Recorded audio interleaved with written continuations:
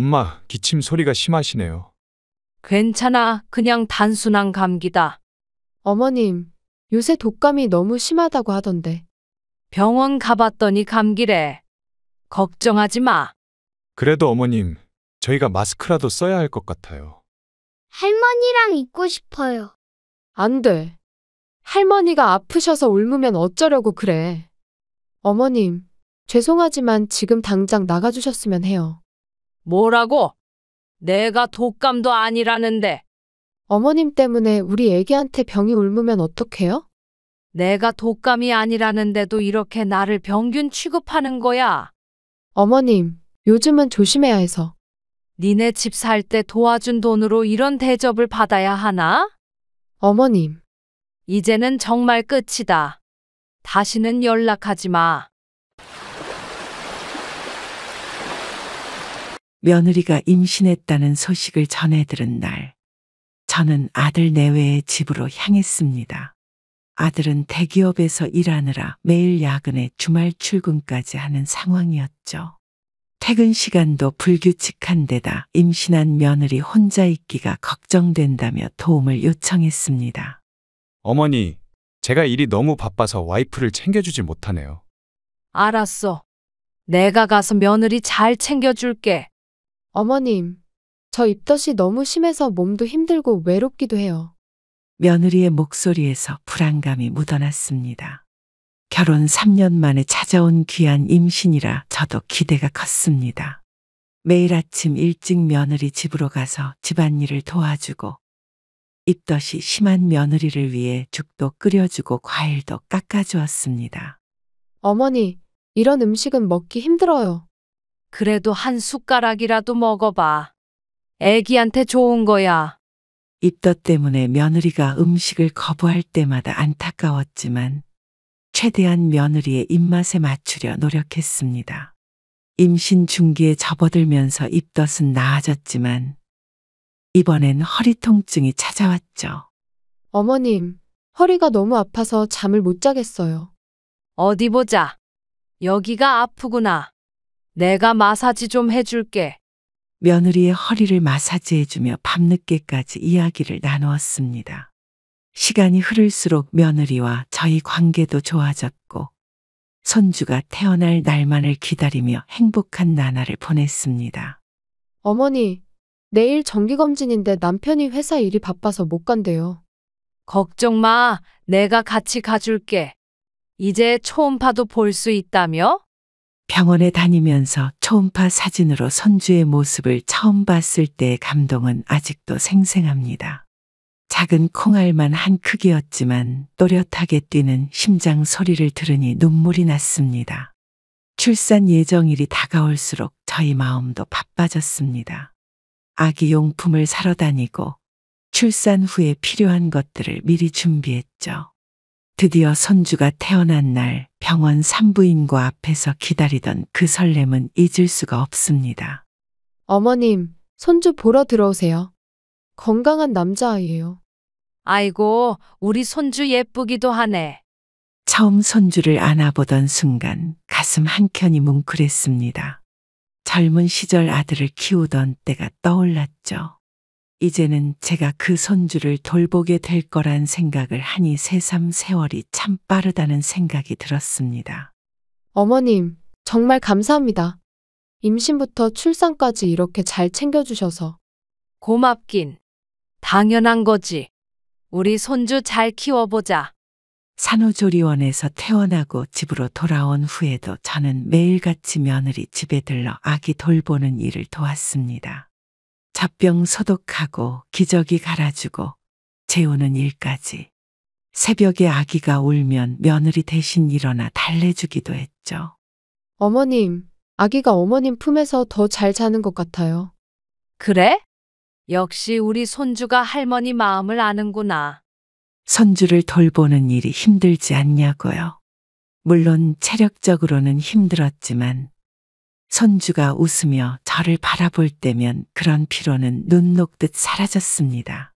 하지만 그때는 몰랐죠. 이렇게 시작된 돌봄이 제게 어떤 상처로 돌아올지는. 아들이 갑자기 집을 알아본다는 소식을 전해왔습니다. 결혼 때도 제대로 된 선물 한 번 못 해줬는데 이번에는 도움을 주고 싶었죠. 아들 내외는 신도시에 있는 32평형 아파트를 계약했다고 했습니다. 엄마, 이번에 좋은 아파트가 나왔는데 계약금이 좀 부족해서요. 얼마나 부족한데? 2억 정도만 도와주시면 감사하겠습니다. 알았어. 내가 평생 모아둔 돈인데 니네 가족 위해서라면 기꺼이 줄게. 엄마, 정말 감사합니다. 나중에 꼭 효도하겠습니다. 저는 은행에 가서 제 명의로 된 적금을 해약했습니다. 노후를 위해 차곡차곡 모아둔 돈이었지만 아들 가족의 보금자리를 위해서라면 아깝지 않았죠. 아들은 그날로 계약금을 치르고 왔다며 기뻐했습니다. 어머님, 정말 감사합니다. 이렇게 큰 돈을 주시다니. 됐어. 손주도 크면서 더 넓은 집이 필요할 텐데 뭘. 입주까지는 석 달의 시간이 남았습니다. 그동안 저는 아들 내외가 새 집에서 쓸 가구며 가전제품을 고르는 일도 도왔죠. 백화점 세일 기간에 맞춰 냉장고도 사주고 식기세척기도 선물했습니다. 엄마, 이렇게까지 안 사주셔도 되는데. 말도 안 되는 소리 하지 마. 새 집 들어가는데 새 가전이 있어야지. 이사 날짜가 다가오자 설렘과 기대로 가슴이 부풀었습니다. 아들 내외와 손주가 좋은 환경에서 살 수 있다고 생각하니 절로 미소가 지어졌죠. 어머님, 이사는 저희가 알아서 할 테니 신경 쓰지 마세요. 그래도 내가 가서 도와줘야. 저희끼리 할 수 있어요. 어머님은 쉬세요. 아들 내외의 말에 섭섭했지만 이해하려 노력했습니다. 젊은 부부가 새로운 보금자리를 꾸미는데 시어머니가 끼어들면 부담스러울 수도 있겠다는 생각이 들었죠. 이사 잘 마쳤니? 네, 어제 다 끝났어요. 짐 정리하느라 바빠서 연락도 못 드렸네요. 며칠이 지나도 집들이 초대는 없었습니다. 궁금한 마음에 전화를 걸었지만 아들 내외는 바쁘다는 말만 반복했죠. 집들이는 언제 하려고? 아직 정리가 다 안 돼서요.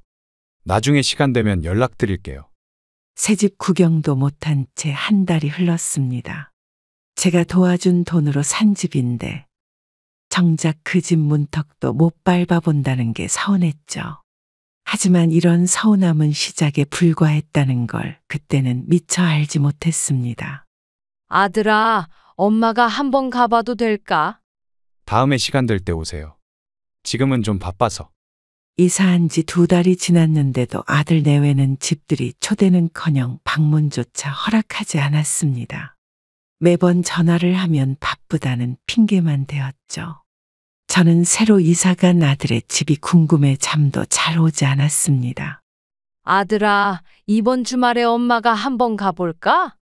어머니, 이번 주말에도 짐 정리하느라 바빠서요. 그래도 내가 도와줄 수 있잖아. 다음에 시간 될 때 오세요. 며느리는 잘 지내니? 네, 잘 지내요. 근데 어머니, 지금 회사라서 끊을게요. 아들의 차가운 말투에 가슴 한켠이 저려왔습니다. 옆집 할머니는 자기 아들네 집에 매주 가서 손주도 보고 온다는데 저는 구경조차 못하고 있었죠. 동네 마트에서 장을 보다가도 아들 집에 가져다 줄 만한 반찬거리가 눈에 띌 때면 발걸음이 절로 무거워졌습니다.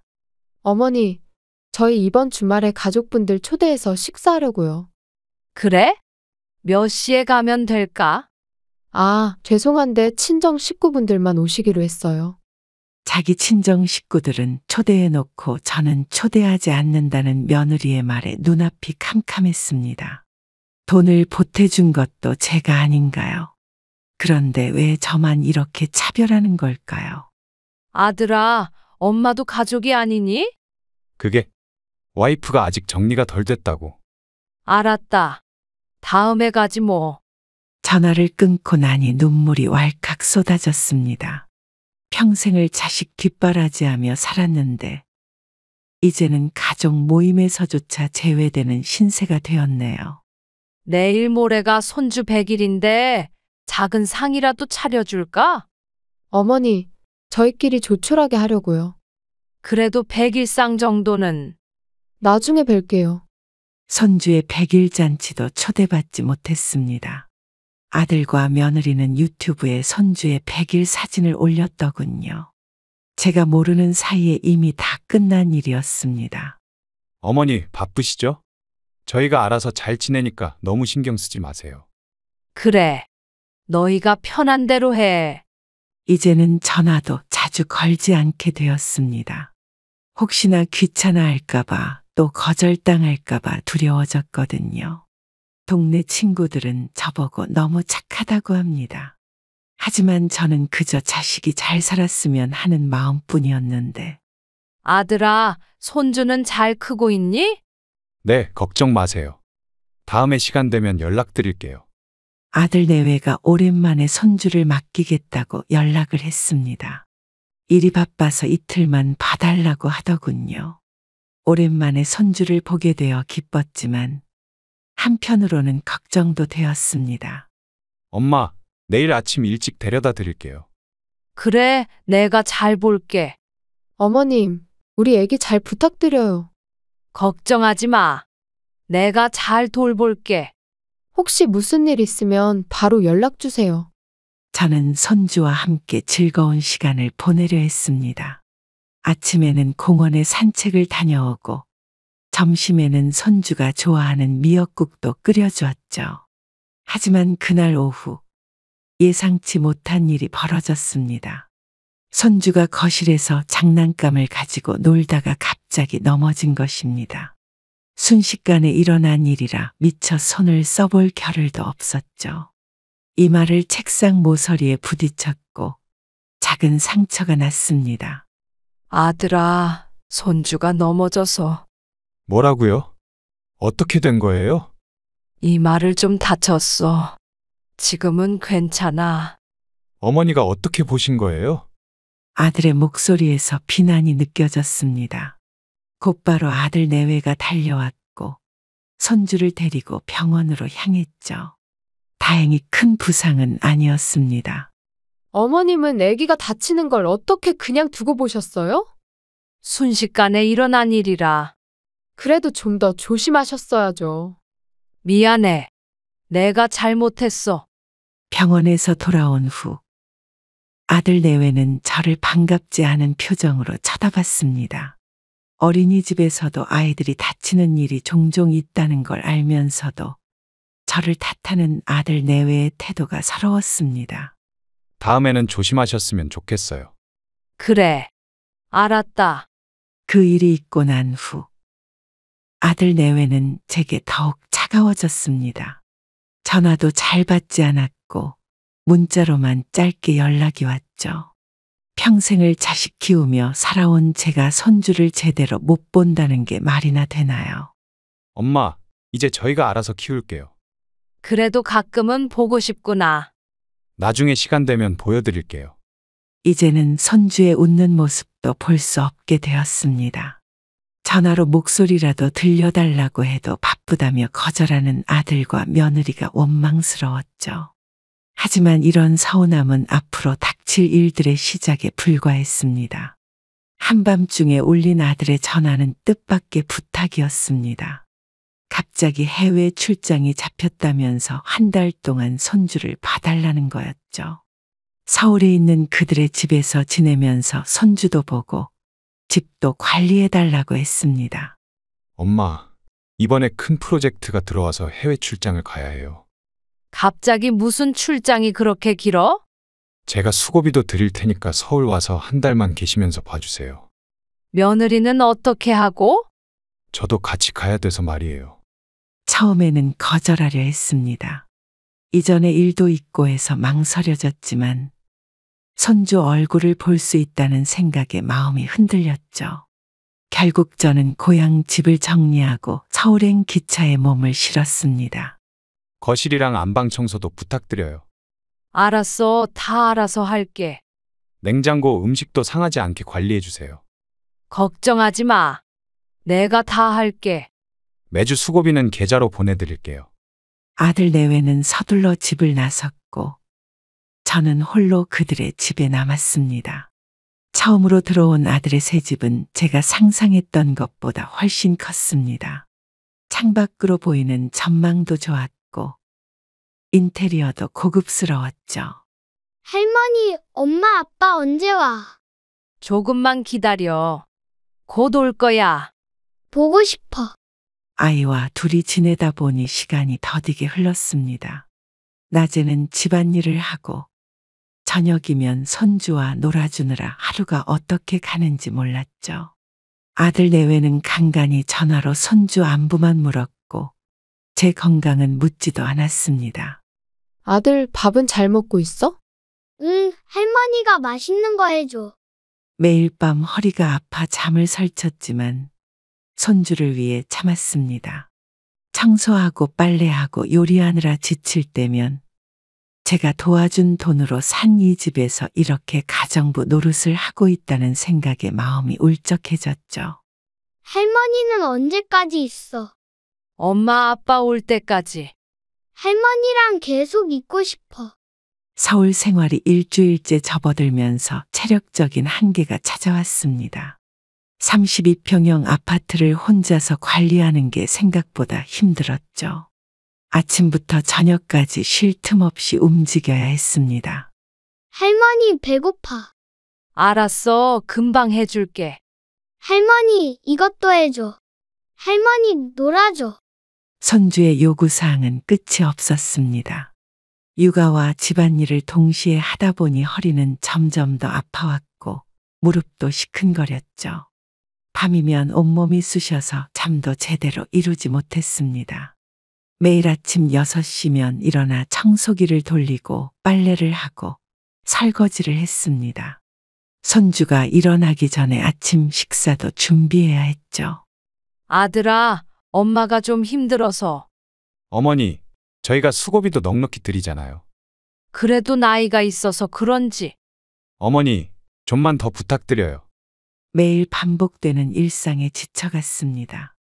손주는 하루 종일 에너지가 넘쳤고 저는 그 에너지를 감당하기가 버거웠죠. 틈틈이 약을 먹어가며 버텼지만 몸은 점점 더 힘들어졌습니다. 어머님, 집안 청소는 잘하고 계시죠? 그럼 걱정하지 마. 베란다 창틀도 닦아주세요. 화분도 매일 물 주시고요. 알았어. 아들 내외는 매일 전화로 집안 상태만 체크했습니다. 손주도 잘 먹이고 있는지, 청소는 꼼꼼히 하고 있는지, 화분은 잘 관리하고 있는지. 하지만 정작 제 건강은 안중에도 없었죠. 할머니 왜 아파? 괜찮아. 좀 쉬면 나아질 거야. 할머니 울지 마. 할머니 안 울어. 저도 모르게 눈물이 흘렀습니다. 손주 앞에서 울지 않으려 했지만 힘든 마음을 주체할 수 없었죠. 이제는 밤마다 진통제를 먹어야 잠을 잘 수 있게 되었습니다. 아들아, 이제 그만 와서. 어머니, 조금만 더 계세요. 내가 진짜 힘들어서. 가정부를 구해볼까요? 대화는 여기서 끝이 났습니다. 가정부를 구하겠다는 말에 할 말을 잃었죠. 제가 해준 돈으로 산 집에서 이렇게 고생하는데 이제는 가정부를 구하겠다니. 그때는 몰랐습니다. 이 모든 것이 계획된 거짓말이었다는 걸. 아침부터 시작한 집안 대청소가 한창이었습니다. 손주를 어린이집에 보내고 창틀을 닦던 중 서랍장 뒤편에서 영수증 뭉치가 발견됐죠. 평소 깔끔하던 며느리가 이렇게 영수증을 아무렇게나 두지는 않을 텐데 이상한 느낌이 들었습니다. 아들아, 지금 출장은 잘 진행되고 있어? 네, 다들 바빠서 통화는 어려워요. 그래. 시차도 있을 텐데 힘들겠다. 네, 나중에 다시 연락드릴게요. 며느리는 잘 지내? 네, 영수증들을 하나씩 살펴보는데 눈을 의심할 수밖에 없었습니다. 제주도 호텔 영수증, 강원도 리조트 영수증. 모두 아들 내외가 손주를 저에게 맡겼던 날짜와 정확히 일치했죠. 서류철 사이에서는 여행사 예약 확인서도 나왔습니다. 그동안의 출장이란 게 전부 거짓말이었던 겁니다. 제가 손주를 돌보는 동안 아들 내외는 호화로운 휴가를 즐기고 있었던 거죠. 이 영수증들은 뭐지? 무슨 영수증 말씀이세요? 호텔 영수증. 이게 다 니네가 출장 간다던 날짜네?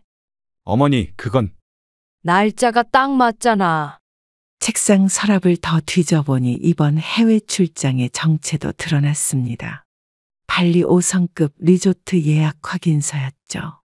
해외 출장이 아닌 호화로운 발리 여행을 위해 저를 가정부로 부른 것이었습니다.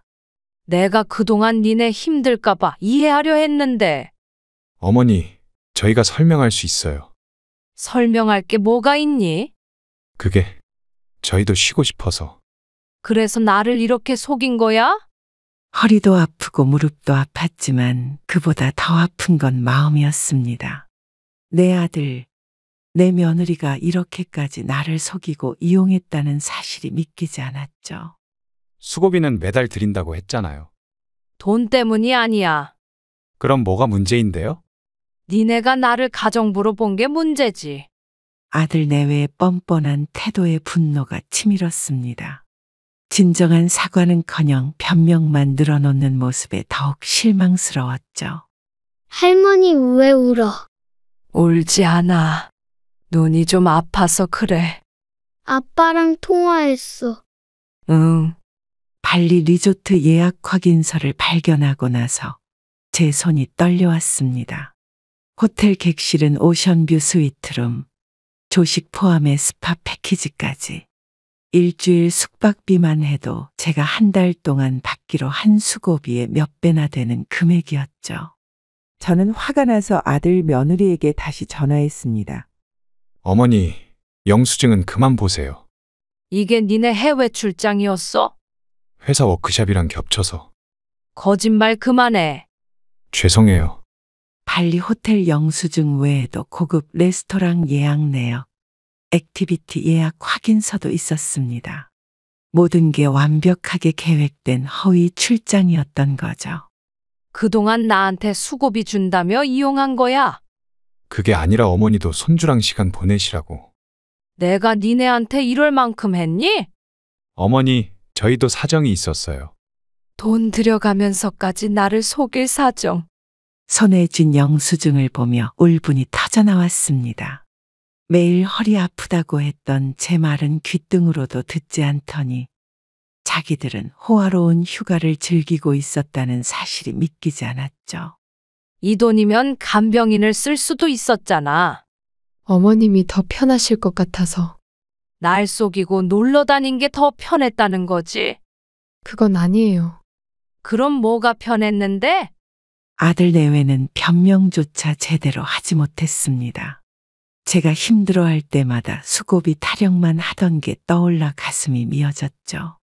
한편으로는 제가 그동안 얼마나 순진했나 하는 자책감도 들었고요.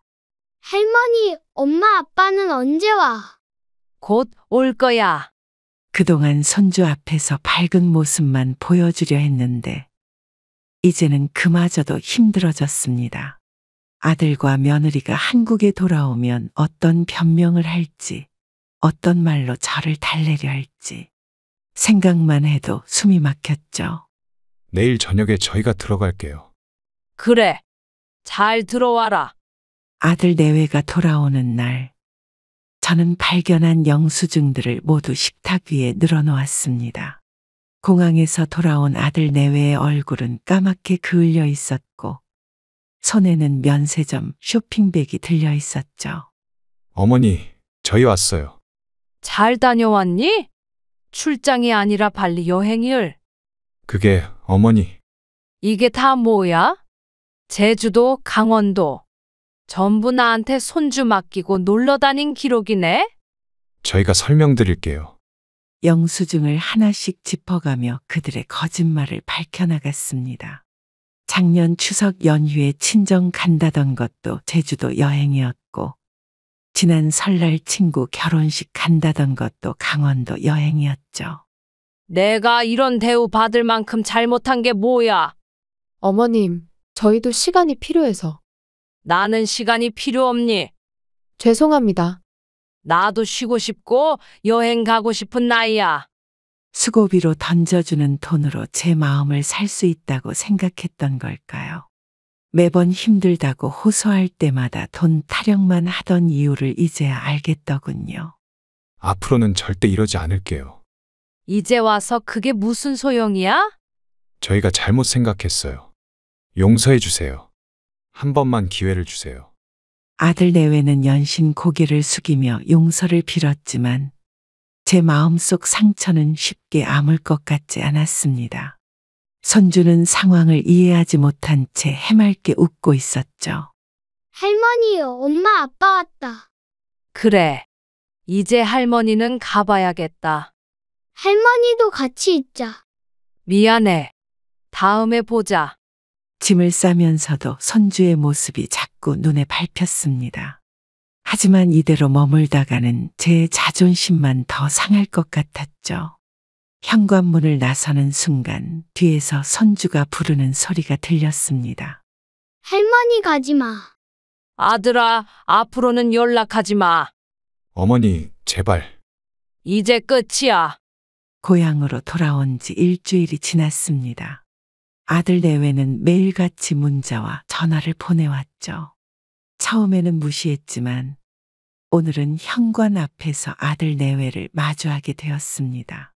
어머니, 이렇게라도 찾아뵈어야 할 것 같아서요. 여길 어떻게 왔니? 죄송합니다. 정말 잘못했어요. 앞으로는 절대 이러지 않을게요. 처음으로 무릎까지 꿇은 아들의 모습에 마음이 흔들렸습니다. 하지만 그들의 사과가 진심인지 의심이 되는 건 어쩔 수 없었죠. 집 안으로 들어온 아들 내외는 곧바로 본심을 드러냈습니다. 어머니, 이번 주말에 제가 해외 출장이 있어서. 또 발리 가게? 아니에요. 진짜 회사 출장이에요. 이제는 내 말을 어떻게 믿니? 통장 거래 내역이랑 출장 증빙 서류 다 보여드릴게요. 아들의 말투는 달라진 게 없었습니다. 여전히 자기 필요할 때만 저를 찾는 모습이 실망스러웠죠. 며느리는 손주 사진을 보여주며 제 마음을 흔들었습니다. 할머니가 너무 보고 싶대요. 나도 보고 싶지. 그럼 이번 주말만이라도. 안 돼. 어머니, 제발요. 이번에는 제가 단호하게 거절했습니다. 그동안 제 마음이 약한 걸 이용해왔다는 생각이 들었죠. 아들 내외는 한동안 애원하다가 결국 발길을 돌렸습니다.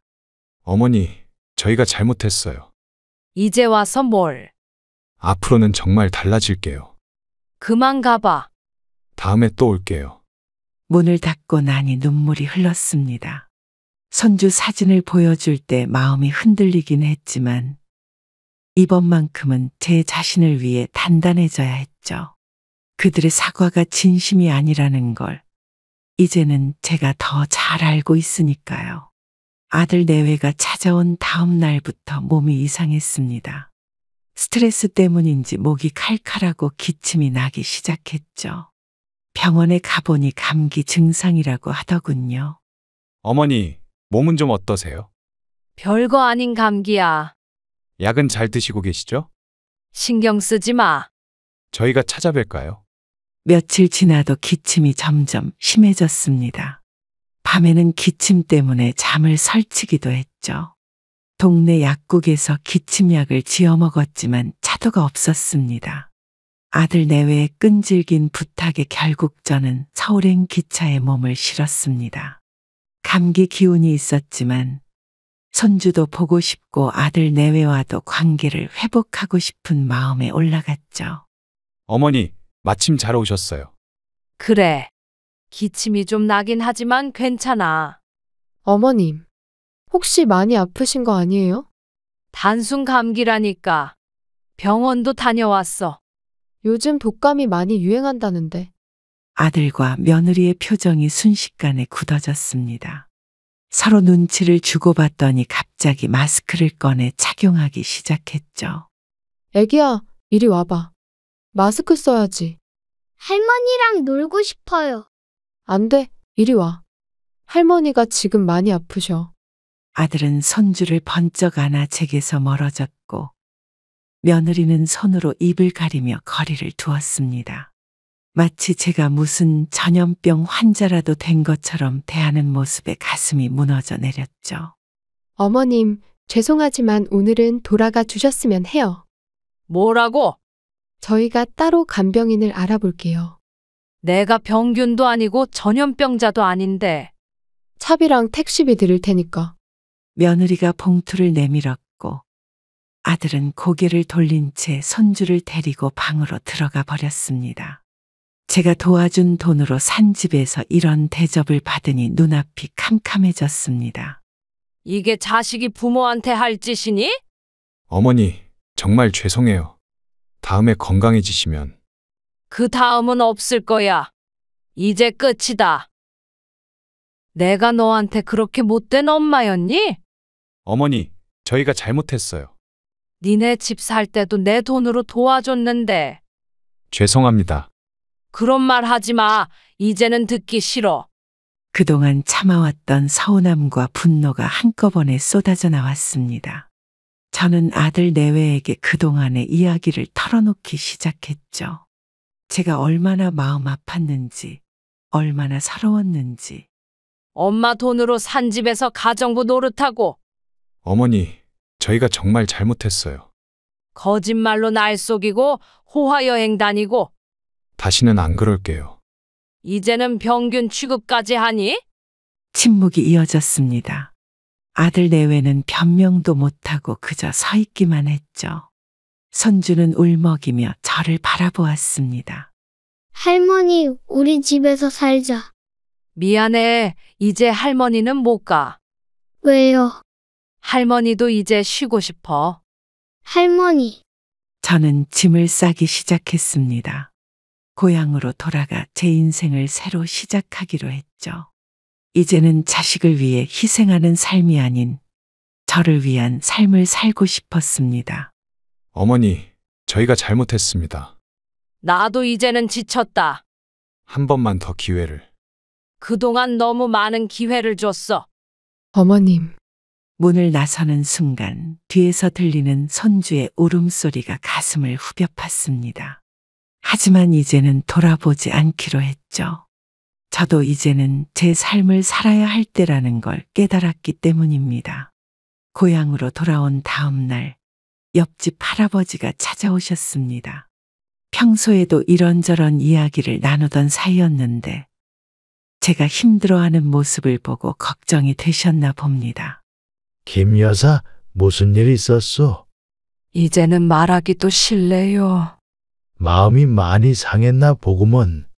제가 자식한테 이런 대접 받을 일이었나 싶어서요. 그동안 속 많이 썩였나 보네. 이웃집 할아버지는 조용히 제 이야기를 들어주셨습니다. 아들 내외의 배신, 거짓말, 그리고 마지막 병균 취급까지 모든 일을 말씀드렸죠. 자식 키우다 보면 그럴 수도 있는 거예요. 하지만 전 너무 서운해요. 이제는 자기 인생을 살아야 할 때요. 제가 무얼 할 수 있을까요? 아직 늦지 않았소. 할아버지의 말씀은 제게 큰 위로가 되었습니다. 자식만 생각하다가 정작 제 삶은 잃어버린 것 같다는 생각이 들었죠. 김 여사도 이제 자기 행복을 찾아야 하오. 그래야겠죠. 내일부터 우리 노인정에 나와 보시오. 거기 가서 뭘? 좋은 사람들 많이 만날 수 있어. 할아버지의 조언대로 새로운 삶을 시작해 보기로 했습니다. 아들 내외에게 받은 상처를 이제는 잊고 제 삶에 충실하기로 마음먹었죠. 자식이 전부가 아니오. 그동안 제가 너무 바보 같았죠. 이제부터 시작하면 되는 거요. 고맙습니다. 내일 아침에 데리러 오겠소. 그날 밤 오랜만에 편안한 마음으로 잠을 잘 수 있었습니다. 이제는 더 이상 자식 때문에 눈물 흘리지 않기로 했죠. 새로운 시작을 위한 첫걸음을 내디딜 준비가 되었습니다. 다음 날 아침 이웃집 할아버지와 함께 노인정에 나갔습니다. 처음에는 어색했지만 비슷한 나이대의 사람들과 이야기를 나누다 보니 마음이 조금씩 편안해졌습니다. 김 여사님, 앞으로 자주 나오세요. 네, 그럴게요. 여기 오니 마음이 좋네요. 우리도 다들 자식 때문에 속 썩었어요. 저만 이런 게 아니었네요. 이제는 우리 자신을 위해 살아야죠. 노인정에서 만난 분들의 이야기를 들으며 많은 것을 깨달았습니다. 자식만을 위해 살아온 시간들이 아까웠지만 이제부터라도 제 삶을 찾아가기로 했죠. 수요일에는 노래교실도 있어요. 저는 노래를 잘 못하는데, 여기서 다들 배우는 거예요. 그럼 저도 한번 해볼게요. 금요일에는 댄스 수업도 있으니까 같이 해요. 처음으로 제 취미를 가져보기로 했습니다. 젊었을 때는 생각지도 못했던 일들을 하나씩 시도해보기 시작했죠. 그러다 보니 자식 생각이 조금씩 잊혀져 갔습니다. 어머니, 전화 좀 받아주세요. 이제는 그만하자. 한 번만 더 기회를. 내 인생도 이제 시작이야. 어머니, 아들의 전화는 계속 왔지만 이제는 더 이상 흔들리지 않았습니다. 제 삶에도 행복과 즐거움이 있다는 걸 알게 되었기 때문이죠. 김 여사, 내일은 등산 가는데 같이 가실래요? 좋아요. 저도 가보고 싶었어요. 우리끼리라도 잘 살아봐요. 그래요. 이제는 제가 행복해질 차례네요. 맞아요. 우리도 즐길 줄 알아야죠. 평생 자식을 위해 살았던 시간을 뒤로하고 이제는 제 행복을 찾아가는 여정을 시작했습니다. 처음으로 느껴보는 자유로움에 가슴이 설렜죠. 제가 노인정에 다니기 시작한 지 한 달쯤 지났을 때였습니다. 아들 내외가 다시 연락을 해왔습니다. 이번에는 손주가 아프다는 핑계였죠. 손주의 몸살 감기 때문에 병원에 입원했다면서 도움을 요청했습니다.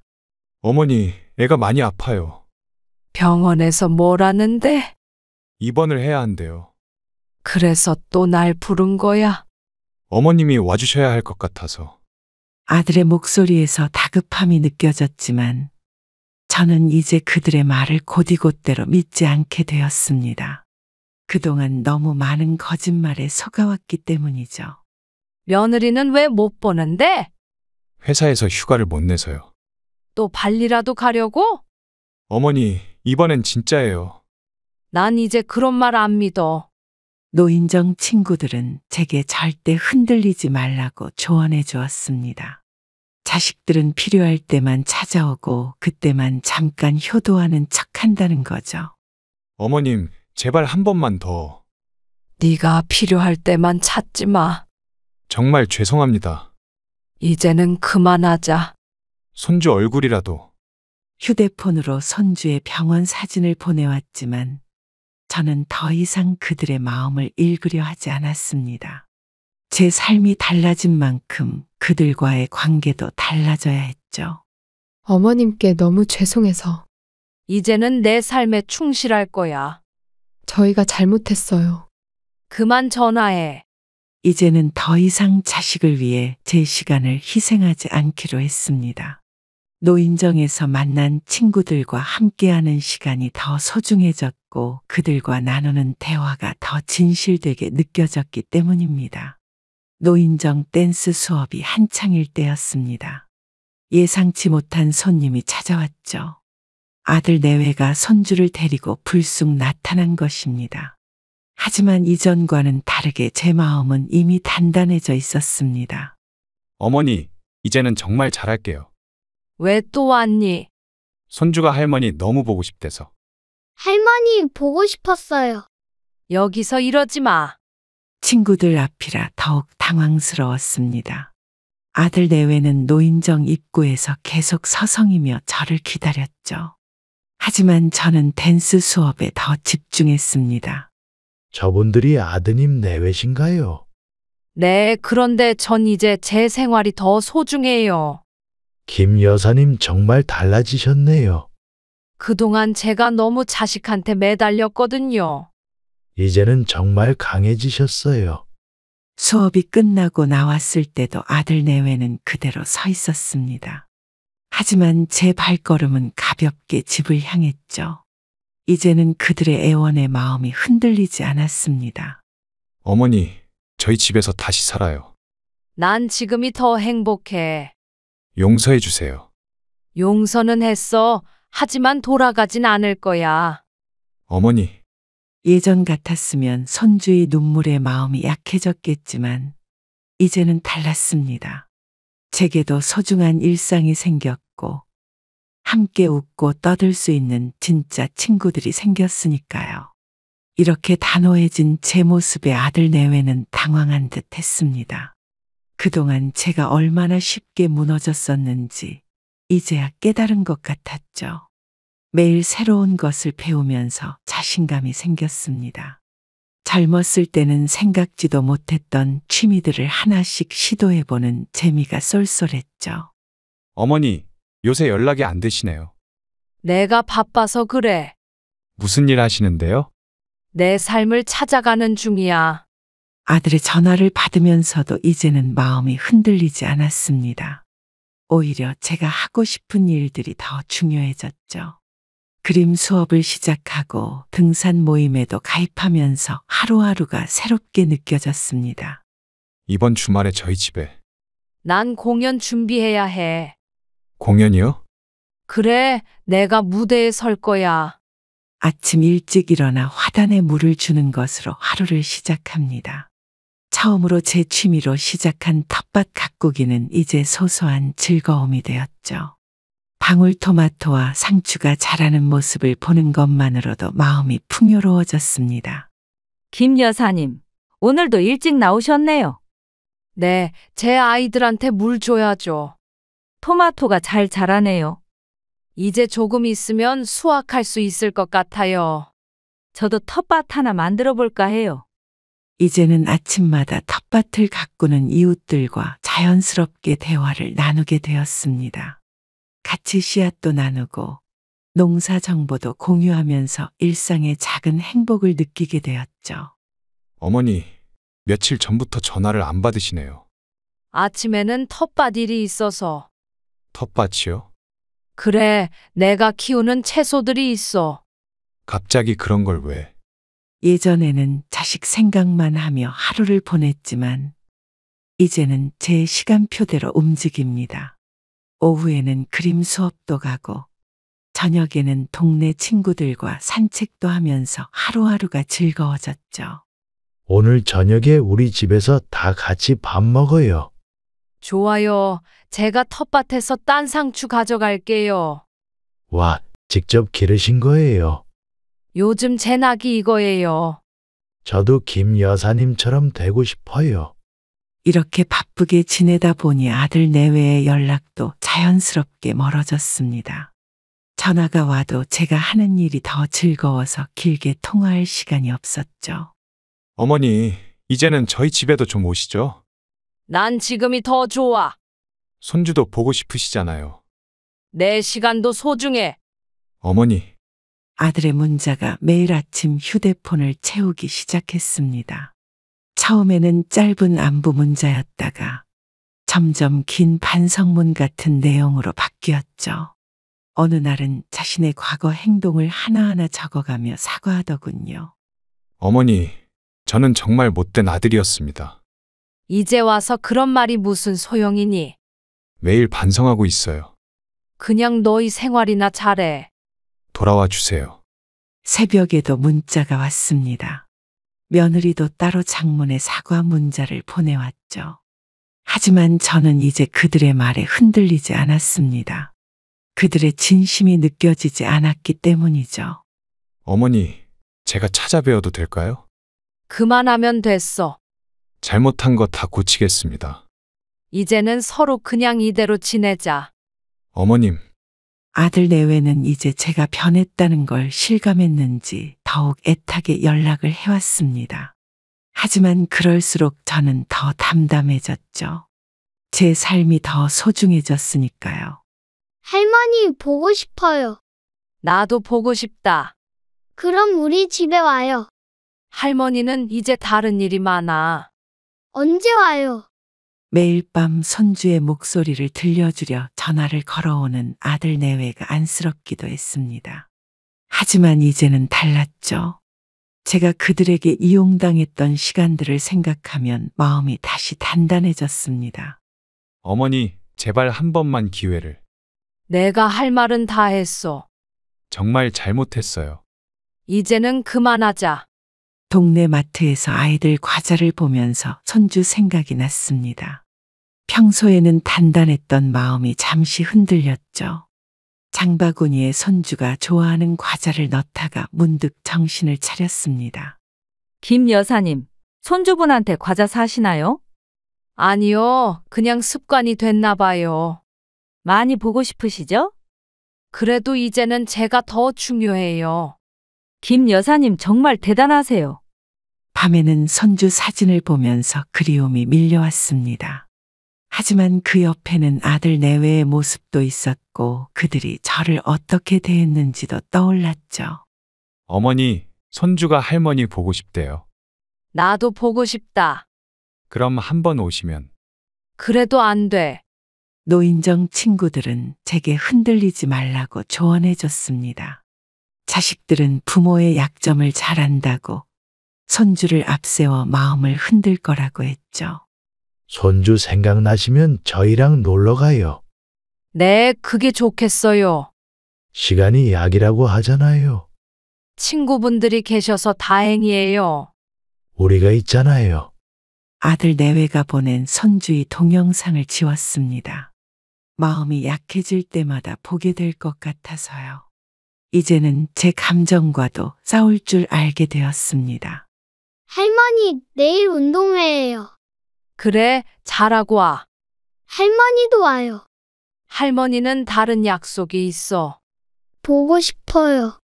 매일 아침 텃밭을 가꾸고 친구들과 만나고 취미 생활을 하다 보면 마음이 한결 가벼워졌습니다. 그리움은 여전했지만 이제는 그 감정을 다스릴 줄 알게 되었죠. 노인정 문화센터에서 새로운 강좌가 열렸습니다. 스마트폰 활용법과 SNS 사용법을 가르쳐 준다고 해서 망설임 없이 신청했죠. 젊은 세대들의 소통 방식도 배우고 싶었습니다. 김 여사님, 요즘 인스타그램도 하시네요. 네, 이제 막 배우기 시작했어요. 제가 팔로우 해드릴게요. 친구 신청하는 거죠? 제가 받을 줄 알아요. 와, 벌써 이렇게 잘 하시네요. 배움의 즐거움이 무엇인지 처음으로 느끼게 되었습니다. 젊었을 때는 생계에 쫓기고 나이 들어서는 자식 뒷바라지에 바빠서 미처 몰랐던 것들이었죠. 어머니, SNS도 하시는 거예요? 그래, 요즘 배우고 있어. 저희도 구독해주세요. 그건 안 해도 될 것 같아. 제 SNS에는 텃밭 일상과 그림 수업에서 그린 작품들, 친구들과의 즐거운 순간들이 하나둘 쌓여갔습니다. 누군가에게 보여주기 위해서가 아닌 오롯이 제 삶을 기록하는 일이 즐거웠죠. 김 여사님, 이번에 여행 가는데 같이 가실래요? 어디로 간다고요? 제주도 일주일 코스예요. 좋아요. 저도 꼭 가보고 싶었어요. 우리끼리 즐겁게 다녀와요. 처음으로 제 돈으로, 제 의지로 여행을 계획했습니다. 아들 내외가 발리로 갔던 것처럼 이제는 제가 하고 싶은 곳으로 떠나볼 생각입니다. 어머니, 그렇게 위험한 곳을 내가 알아서 할게. 저희가 모시고 갈까요? 난 내 친구들이랑 갈 거야. 걱정돼서 그래요. 추석이 다가오자 아들 내외가 다시 찾아왔습니다. 이번에는 차례상을 함께 차리자며 찾아왔는데 말투나 행동이 예전과 다르지 않았죠. 여전히 형식적인 태도였습니다. 어머니, 이번 추석은 저희 집에서 보내세요. 난 여기서 지낼 거야. 이제는 저희도 많이 달라졌어요. 달라진 게 뭐가 있니? 죄송한 마음뿐이에요. 말로만 하는 반성이 무슨 소용이 있을까요? 진정한 반성은 행동으로 보여야 하는데 아들 내외는 여전히 자신들의 편한 대로만 생각했습니다. 어머니, 저희가 이번에는 잘 모실게요. 또 너희 일 있을 때만 찾는 거 아니야? 정말 그런 거 아니에요. 이제는 그런 말 안 믿어. 저는 차례상 음식을 혼자 준비하기 시작했습니다. 작년까지만 해도 며느리 도와준다고 분주히 움직였는데 올해는 제 방식대로 조용히 준비하고 싶었죠. 추석 때 손주랑 같이 와도 되나요? 손주만 데려와서 보여주면 되겠네. 어머니, 그런 게 아니라 그럼 뭐가 달라진 건데? 저희도 효도하고 싶어서요. 필요할 때만 찾아와서 효도 타령을 하는 모습이 안타까웠습니다. 진심으로 잘못을 뉘우치고 변화하려면 먼저 자신들의 잘못을 직시해야 하는데 그러지 못하는 것 같았죠. 어머님, 저희가 정말 잘못했어요. 그래서 뭐가 달라졌는데? 앞으로는 다르게 살게요. 앞으로가 아니라 지금 달라져야지. 네.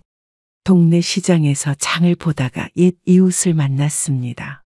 예전에는 저를 불쌍하게 보던 시선이었는데 이제는 달라졌더군요. 제 달라진 모습을 보며 감탄하는 이웃들이 늘어났습니다. 김 여사님, 요즘 정말 달라지셨어요. 그래요? 제가 뭐가 달라졌나요? 표정이 너무 밝아지셨잖아요. 이제는 제 삶을 찾아가는 중이에요. 전에는 자식 얘기만 하셨는데 이제는 자식 이야기가 아닌 제 이야기를 할 수 있게 되었습니다. 텃밭 가꾸기, 그림 그리기, 댄스 수업. 제가 하는 일들을 이야기하면서 얼굴에 자연스레 미소가 번졌죠. 김 여사님, 저도 노인정 다니고 싶어요. 같이 가요. 재미있을 거예요. 저도 김 여사님처럼 변하고 싶어요. 누구나 할 수 있어요. 어떻게 그렇게 달라지셨어요? 동네 사람들은 이제 제게 조언을 구하기도 합니다.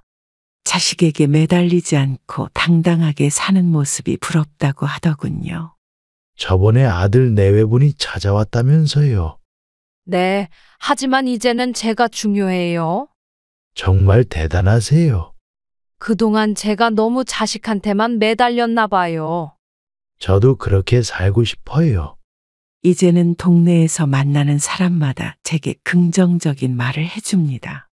예전에는 불쌍한 어머니였는데 이제는 멋진 어르신이 되었다고 하더군요. 김 여사님, 저희 집에도 와서 조언 좀 해주세요.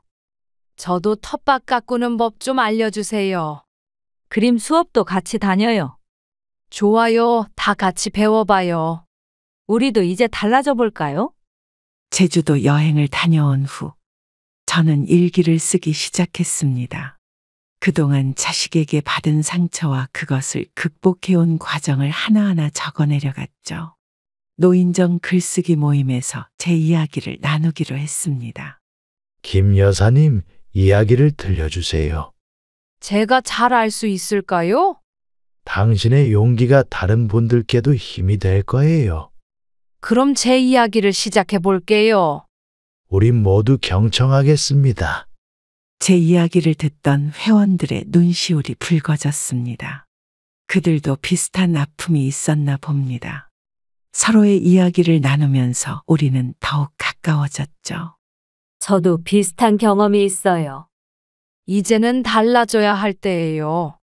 김 여사님 덕분에 용기를 얻었어요. 우리 함께 힘내봐요. 새로운 시작을 해보자고요. 그날 이후 노인정에는 작은 변화가 일어났습니다. 자식 얘기로 한숨 짓던 분들이 하나둘 취미를 찾아가기 시작했고 서로를 응원하는 모임이 만들어졌죠. 어머니, 요즘은 전화도 안 받으시네요. 이제 내 삶이 바빠졌어. 그래도 저희는 어머니가 필요해요. 난 더 이상 너희가 필요하지 않아. 이제는 더 이상 쓸쓸하지 않습니다. 매일 아침 텃밭에서 채소를 가꾸고 오후에는 그림도 그리고 저녁에는 글도 쓰면서 하루하루가 즐겁습니다. 자식을 위해 살았던 지난 날들을 돌아보면 이제는 깨달음이 찾아옵니다. 누군가를 위해 사는 것도 중요하지만 나를 위해 사는 것은 더욱 소중하다는 것을요. 세상에는 수많은 부모들이 자식 때문에 눈물 짓고 있을 것입니다. 하지만 이제는 말하고 싶습니다. 우리도 우리 자신의 삶이 있다고, 우리도 행복해질 자격이 있다고 말입니다. 자식에게 상처받고 배신당했다고 해서 인생이 끝난 것은 아닙니다. 오히려 그것이 새로운 시작이 될 수 있다는 걸 저는 경험했습니다. 텃밭을 가꾸고 그림을 그리고 글을 쓰면서 저는 매일 조금씩 성장하고 있습니다. 이제는 더 이상 자식의 연락을 기다리지 않습니다. 대신 저희 하루하루가 소중해졌고 제가 하고 싶은 일들로 가득 채워졌죠. 이것이 진정한 홀로서기가 아닐까 생각합니다. 여러분도 용기를 내시기 바랍니다. 자식만을 바라보며 살았던 어제와 작별하고 자신을 위한 새로운 삶을 시작하시길 바랍니다. 우리 모두는 행복해질 자격이 있으니까요. 내 인생의 주인공은 바로 나 자신입니다. 엄마, 이러다가 아버지 재산 다 까먹을 거야? 네가 무슨 상관이니? 우리도 권리가 있잖아요.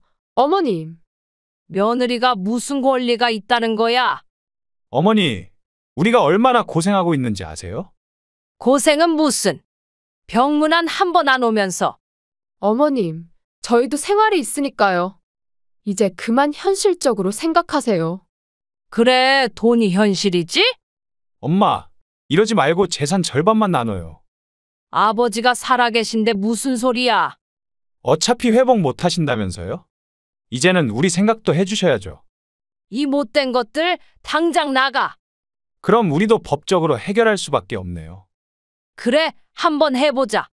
이제는 너희가 내 자식이 아니야. 어머님, 나중에 후회하지 마세요. 저는 올해 65살의 평범한 주부입니다. 30년간 중학교 급식실에서 일하다 퇴직한 남편과 단둘이 살고 있어요. 아들 내외는 분가해서 강남에 살고 있죠. 평소와 다름없던 어느 날 아침이었습니다. 남편과 늘 하던 대로 아침 식사를 하고 있었어요. 여보, 오늘은 동창회 안 가? 괜찮아. 좀 피곤해서 다음에 가기로 했어. 남편의 목소리가 평소보다 힘이 없어 보였지만 저는 그저 피곤한가 보다 했죠. 그날 오후 갑자기 쿵 소리가 났습니다. 여보, 정신 차려봐. 화장실 앞에 쓰러진 남편의 얼굴이 파랗게 질려 있었어요. 손발이 덜덜 떨리면서도 119에 전화를 걸었습니다. 대학병원 응급실로 이송된 남편은 뇌출혈 진단을 받았어요. 중환자실로 옮겨지는 남편의 모습을 보며 저는 그저 멍하니 서 있을 수밖에 없었습니다. 보호자분, 수술이 필요한 상황입니다. 지금 바로 수술 동의서를 작성해 주셔야 해요. 간호사의 말에 정신을 차리고 보니 손에 들린 동의서가 눈물로 번져 있었어요. 혼자서는 결정하기 어려워 아들에게 전화를 걸었습니다. 아들아, 아버지가 갑자기 쓰러지셔서. 엄마, 지금 회사에서 중요한 미팅 중이야. 나중에 전화할게. 아들은 제 말이 채 끝나기도 전에 전화를 끊어버렸어요. 아들은 남편과 사이가 좋지 않은 편이었죠. 수술실 앞 의자에 홀로 앉아 기도하는 심정으로 기다렸습니다. 6시간의 수술이 끝나고 의사 선생님이 나오셨어요. 수술은 잘 끝났습니다만 아직 의식이 돌아오지 않아 지켜봐야 할 것 같네요. 그렇게 저희 병원 생활이 시작되었습니다. 중환자실 면회 시간에 맞춰 하루도 빠짐없이 병원을 찾았어요. 남편의 얼굴은 점점 말라갔고 저는 그런 남편의 모습을 보며 눈물만 흘렸습니다. 아버님, 의식은 있으신데 아직 말씀을 못 하시는 상태예요. 계속 옆에서 말도 걸어주시고 손도 잡아주세요. 간호사의 말에 용기를 내어 남편의 손을 잡았습니다. 차가운 손이 미세하게 움직이는 것이 느껴졌어요. 여보, 내가 여기 있어. 힘내서 일어나야 해. 중환자실 벽시계 소리만이 울리는 정막 속에서 저는 매일 남편에게 이야기를 건넸습니다. 퇴근길에 잠깐 들르겠다던 아들의 연락은 없었고 병원비는 점점 늘어갔어요. 밤마다 집에 돌아와 통장 잔고를 확인하며 한숨을 쉬었습니다. 그래도 남편이 깨어나기만 한다면 그것만으로도 충분하다고 생각했어요. 보호자분, 환자분 상태가 조금씩 호전되고 계세요. 하지만 재활 치료는 오래 걸릴 것 같습니다. 의사의 말씀에 안도하면서도 앞으로의 긴 시간이 걱정되었습니다. 퇴직금을 털어 병원비를 내고 혼자서 병간호를 하는 것이 힘들었지만 남편의 작은 반응 하나하나가 저에겐 큰 힘이 되었어요. 어머님, 병실에서 주무시면 안 돼요. 의자에서라도 좀 쉬세요. 간호사들의 걱정 어린 말에도 저는 남편 곁을 떠날 수가 없었습니다. 남편의 손끝이 조금씩 움직일 때마다 그것이 저에겐 전부였으니까요. 중환자실에서 보내는 시간이 일주일째 접어들었습니다. 의사 선생님께서는 수술 후 상태가 안정적이라고 하셨지만 아직 의식이 완전히 돌아오지 않았다고 해요. 병원비가 걱정되어 수급자 신청을 하러 주민센터에 다녀오는 짧은 시간에도 마음이 무거웠습니다. 어머니, 보호자분이 안 계시면 환자분 상태가 갑자기 나빠졌을 때 연락드리기가 어려워요. 간호사의 말씀에 저는 다시 한번 아들에게 연락을 했어요. 아들아, 아버지가 위험한 상태라고 하는데 병원에 한 번만 와줄 수 있니? 엄마, 지금 해외 출장 준비하느라 정신이 없어. 다음 주에 가볼게. 그래도 아버지가 쓰러지신 지 일주일이나 됐잖니. 엄마도 알잖아. 내가 얼마나 바쁜지. 며느리는 시간 되니? 와이프도 요새 피아노 학원이랑 부동산 일 때문에 정신없대. 아들의 말에 저는 더 이상 아무 말도 할 수 없었어요. 중환자실 의자에 앉아 창밖만 바라보고 있는데 옆자리 보호자분이 말을 걸어오셨습니다. 아드님은 안 오시나요? 바쁘다고 하네요. 요즘 자식들이란 다들 그래요. 간호사실 전화벨이 울리고 의료진들이 분주히 움직이는 모습을 보며 저는 마음을 다잡았어요. 남편의 병실 유리창 너머로 산소호흡기를 단 남편의 모습이 보였습니다. 퇴근 무렵 며느리에게서 문자가 왔어요. 어머님, 저희가 이번 주말에 제주도 가족여행 예약해둔 게 있어서요. 다음에 시간 되면 찾아뵐게요. 한숨이 절로 나왔습니다. 작년 추석에 찾아왔을 때만 해도 어머님, 아버님 건강하실 때 자주 찾아뵈야 하는데 하던 며느리였는데 정작 이런 상황이 되니 남 일 보듯 하는 것이 서운했어요. 보호자분, 환자분 상태가 위중해서 가족들께 연락드리는 게 좋을 것 같아요. 의사 선생님의 말씀에 다시 한번 아들에게 전화를 걸었습니다. 아들아, 의사 선생님이 아버지 상태가 안 좋다고 하시는데. 엄마, 지금 회의 중이라 나중에 전화할게. 전화기 너머로 들리는 끊김 신호음이 차갑게 느껴졌어요. 복도 끝에서 다른 환자의 가족들이 모여 이야기를 나누는 모습이 보였습니다. 간호사가 건네준 약간의 희망적인 소식에도 기쁨을 나눌 사람이 없었어요. 병실 의자에 홀로 앉아 남편의 손을 잡고 있자니 지난 30년간 우리가 함께 보낸 시간들이 주마등처럼 스쳐 지나갔습니다. 어머님, 이제 들어가 보세요. 늦었어요. 간호사의 말에 병실을 나서려는데 옆 병실 보호자분이 다가오셨어요. 매일 혼자 오시느라 힘드시죠? 괜찮아요. 남편이 깨어나기만 하면 되는데. 이제 남편이 중환자실에 입원한 지 한 달이 되어 갑니다. 의사 선생님 말씀으로는 뇌압이 점점 높아지고 있다고 해요. 매일 아침 6시면 일어나 병원으로 향하는 일상이 익숙해졌습니다. 보호자분, 산소 포화도가 계속 떨어지고 있어서 인공호흡기 의존도를 높여야 할 것 같네요. 선생님, 그럼 의식은 언제쯤 돌아올까요? 지금으로선 장담하기 어렵습니다. 혹시 깨어나지 못할 수도 있다는 건가요? 최선을 다하고 있습니다만 준비는 하셔야 할 것 같아요. 의사 선생님의 말씀에 온몸에 힘이 빠졌어요. 중환자실 의자에 앉아 있는데 간호사가 다가왔습니다. 어머님, 오늘은 일찍 들어가 쉬세요. 너무 지쳐 보이세요. 저는 고개를 저었습니다. 집에 가면 더 힘들어요. 빈집에 혼자 있으면 자꾸 나쁜 생각만 들거든요. 그래서 병원이 차라리 나았어요. 남편의 상태는 매일매일 조금씩 나빠졌습니다. 처음엔 산소 마스크였다가 이제는 기관절개 튜브까지 하게 됐어요. 영양제는 코로 들어가는 관을 통해 투여하고 소변줄도 새로 갈아야 했죠. 어머님, 이제 면회 시간 끝났어요. 조금만 더 있다 갈게요. 규정상 더 계실 순 없어요. 중환자실을 나서는 발걸음이 무거웠습니다. 병원 로비에서 다른 보호자들이 가족들과 함께 있는 모습을 보며 발길을 돌렸어요. 집으로 돌아와 통장을 확인했더니 잔고가 바닥나고 있었습니다. 한 달 병원비가 3천만 원이 넘게 나왔어요. 저축해둔 돈은 이미 다 썼고 이제는 대출까지 알아보고 있죠. 다음 날 아침 평소보다 일찍 병원에 도착했습니다. 의료진들이 분주히 움직이는 모습이 보였어요. 보호자분, 새벽에 갑자기 혈압이 많이 떨어졌어요.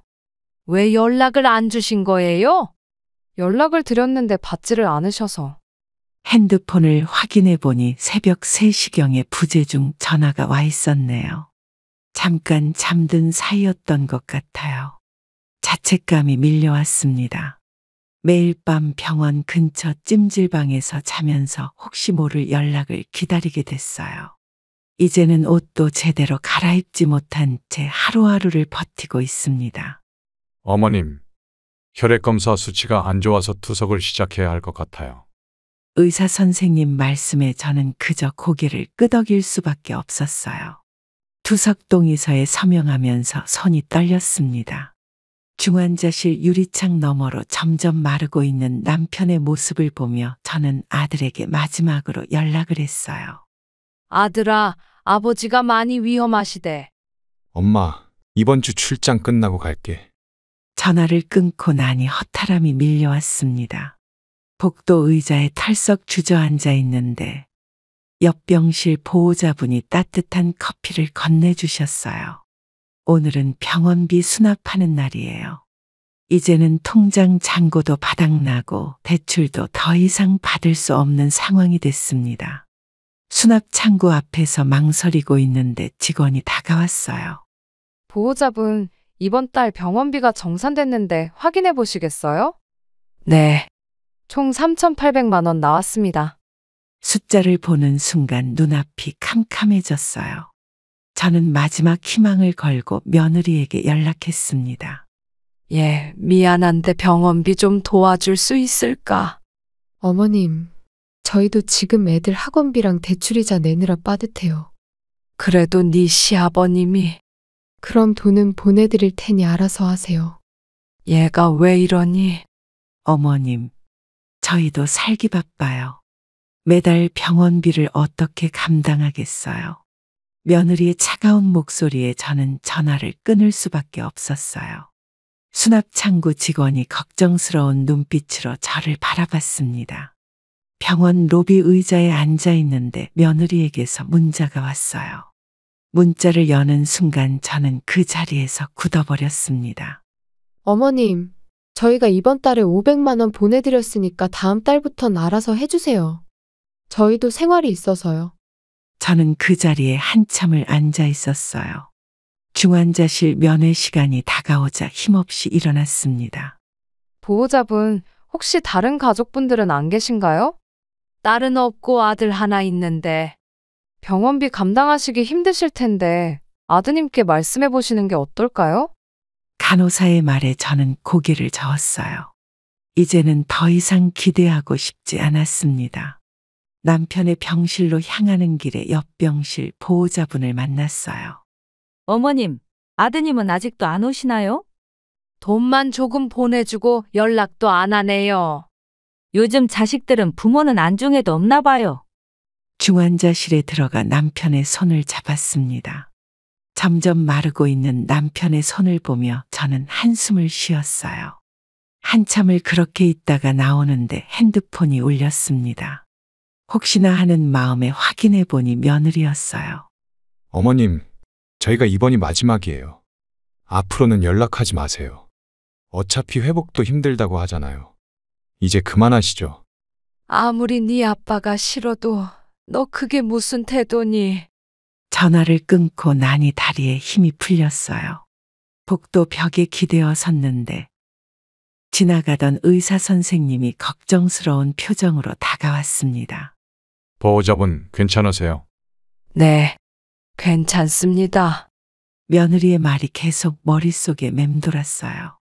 30년 전 결혼식 날 딸처럼 잘 모시겠습니다. 하던 그 모습은 어디로 간 걸까요?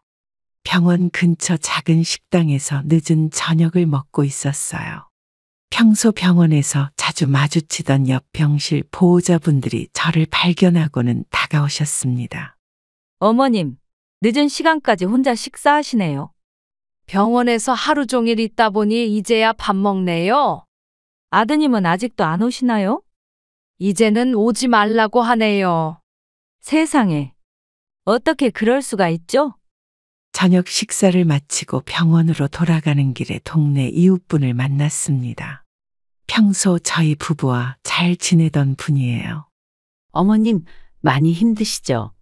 그래도 버텨야죠. 제가 아는 변호사 한 분 계신데 한번 상담해 보시는 게 어떠세요? 이웃분의 말씀에 저는 고개를 저었어요.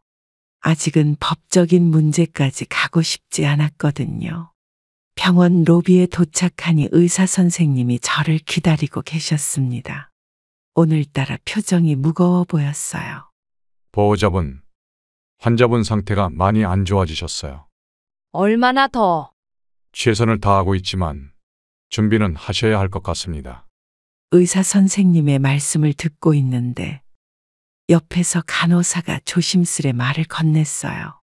어머님, 혹시 다른 가족분들께도 연락을 드려야 하지 않을까요? 이제는 그럴 필요 없을 것 같아요. 중환자실로 올라가는 엘리베이터 안에서 마주친 다른 보호자분이 말을 걸어오셨어요. 어머님, 아드님한테 강하게 나가보세요. 그래봤자 소용없어요. 그래도 자식인데 이럴 수는 없죠. 병실 앞 의자에 앉아 있는데 병원 사회복지사가 다가왔습니다. 혹시 의료급여 신청은 해보셨나요? 네, 진행 중이에요. 가족관계증명서도 필요한데 아드님 도장을. 그건 어려울 것 같네요. 사회복지사의 걱정스러운 시선을 뒤로하고 중환자실로 들어갔어요. 남편의 모습이 점점 말라가는 게 보였습니다. 간호사실에서는 다른 환자의 보호자들이 모여 이야기를 나누고 있었어요. 저를 보더니 다들 안타까운 표정을 지었습니다. 어머님, 저희가 도움이 될 만한 건 없을까요? 감사합니다. 그냥 이렇게 말동무가 되어주시는 것만으로도 힘이 돼요. 오늘은 남편의 의식이 잠깐 돌아왔다는 연락을 받고 병원으로 달려갔어요. 중환자실로 들어서자 의사 선생님이 기다리고 계셨습니다. 환자분이 의식이 있을 때 중요한 이야기를 하시려고 했어요. 제가 들어가 볼 수 있나요? 네, 잠깐 면회하실 수 있습니다. 병실에 들어서자 남편이 희미하게 눈을 뜨고 저를 바라봤어요. 간신히 손짓을 하는 모습에 저는 얼른 다가갔습니다. 여보, 정신이 좀 드세요. 재산? 당신 앞으로 여보, 그런 말씀 마세요. 아들, 며느리. 남편의 말이 채 끝나기도 전에 모니터에 경고음이 울렸어요. 의료진이 급하게 들어와 저를 밖으로 안내했습니다. 그날 저녁 아들이 갑자기 병원에 나타났어요. 엄마, 아버지 재산은 어떻게 할 거야? 아직 그런 얘기를 할 때가 아니지. 미리 정해놓고 가셔야지. 아버지가 돌아가시기도 전에 그런 말을 하는 네가 내 아들이 맞니? 현실적으로 생각해야지. 나가라. 아들이 황당하다는 표정을 지었어요. 면회 시간이 끝나고 집으로 가는 길에 며느리에게서 전화가 왔습니다. 어머님, 앞으로의 일을 의논해야 할 것 같아요? 더 이상 할 말 없다. 저희도 권리가 있잖아요. 권리? 니들이 뭘 했는데? 전화를 끊고 나니 온몸에서 힘이 빠졌어요. 병원 로비 의자에 앉아 있는데 간호사가 다가왔습니다. 보호자분, 아드님이 따로 환자분 상태를 문의하셨더라고요. 네. 의료 기록도 요청하시던데. 간호사의 말에 저는 고개를 들었어요. 무슨 의도인지 너무나 뻔했습니다.